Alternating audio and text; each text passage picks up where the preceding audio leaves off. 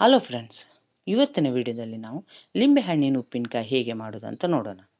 ನಾನಿಲ್ಲಿ ಮೊದಲೇ ಕಟ್ ಮಾಡಿರುವಂತಹ ಲಿಂಬೆ ಹಣ್ಣನ್ನು ಒಂದು ಬೌಲ್ಗೆ ಹಾಕುವುದನ್ನು ನೀವು ಈ ವಿಡಿಯೋದಲ್ಲಿ ನೋಡ್ಬೋದು ಫ್ರೆಂಡ್ಸ್. ಇದು ನಮಗೆ ಹುಷಾರಿಲ್ಲದಾಗ ಈ ಉಪ್ಪಿನಕಾಯಿಯನ್ನು ನಾವು ಸೇವಿಸ್ಬೋದು.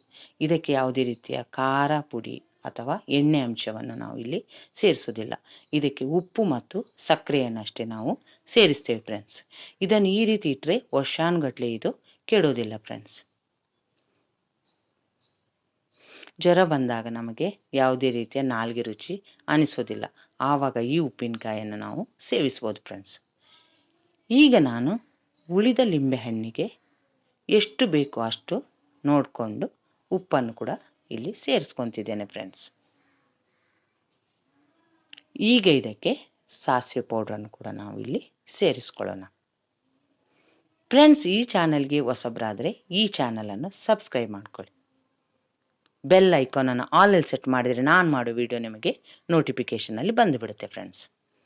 ಈಗ ಸಾಸಿವೆ ಪೌಡ್ರನ್ನು ಸೇರಿಸಿದ ಮೇಲೆ ಇದಕ್ಕೆ ನಾವು ನೋಡಿಕೊಂಡು ಒಂದು 3 ಅಥವಾ 4 ಸೌಟ್ನಷ್ಟು ಅಚ್ಕಾರದ ಪುಡಿಯನ್ನು ಕೂಡ ನಾವು ಸೇರಿಸ್ಕೊಳ್ಳೋಣ.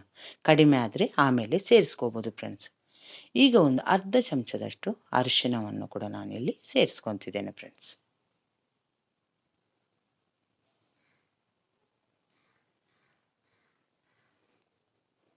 ಈಗ ನಾನು ಮೊದಲೇ ತಣ್ಣಗಾಗಲು ಕರಿಬೇವು ಮತ್ತು ಸಾಸಿವೆ ಹಾಕಿ ಒಗ್ಗರಣೆಯನ್ನು ಕೂಡ ರೆಡಿ ಮಾಡಿ ಇಟ್ಟಿದ್ದೇನೆ ಫ್ರೆಂಡ್ಸ್. ಯಾಕಂದರೆ ಅದು ತಣ್ಣಗಾಗಬೇಕು. ಅದನ್ನು ಕೂಡ ಸ್ವಲ್ಪ ಎಣ್ಣೆಯನ್ನು ಇದಕ್ಕೆ ಮಿಕ್ಸ್ ಮಾಡ್ಕೋಬೇಕಂದ್ರೆ ಹಾಕ್ಕೊಳ್ಳೋಣ. ನೀವು ವಿಡಿಯೋದಲ್ಲಿ ನೋಡ್ತಿರ್ಬೋದು ಫ್ರೆಂಡ್ಸ್, ನಾನು ಒಗ್ಗರಣೆಯ ಎಣ್ಣೆಯನ್ನು ಅದಕ್ಕೆ ಹಾಕ್ಕೊಂಡಿದ್ದೇನೆ. ಈಗ ಇವೆಲ್ಲವನ್ನು ಚೆನ್ನಾಗಿ ಮಿಕ್ಸ್ ಮಾಡಿದ ಮೇಲೆ ನಾನು ಇದನ್ನು ಒಂದು ಭರಣಿ ಅಥವಾ ಬಾಟ್ಲಿಗೆ ಹಾಕ್ಕೋಬೇಕು. ನಾನಿಲ್ಲಿ ಭರಣಿಗೆ ಹಾಕ್ಕೊಂಡಿದ್ದೇನೆ ಫ್ರೆಂಡ್ಸ್. ನೀರಿನ ಅಂಶ ಇರುವ ಸೌಟನ್ನು ಯಾವುದೇ ಕಾರಣಕ್ಕೂ ನಾವಿಲ್ಲಿ ಯೂಸ್ ಮಾಡಬಾರ್ದು ಫ್ರೆಂಡ್ಸ್.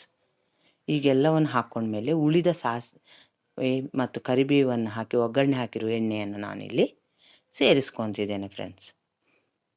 ಇದನ್ನು ಮುಚ್ಚಿಟ್ಟು ಒಂದು 2 ದಿನ ಆದಮೇಲೆ ಒಂದು ಸಲ ಇದನ್ನು ಎಲ್ಲವನ್ನು ಚೆನ್ನಾಗಿ ಸೌಟಿಂದ ಮಿಕ್ಸ್ ಮಾಡ್ಕೊಳ್ಳಿ.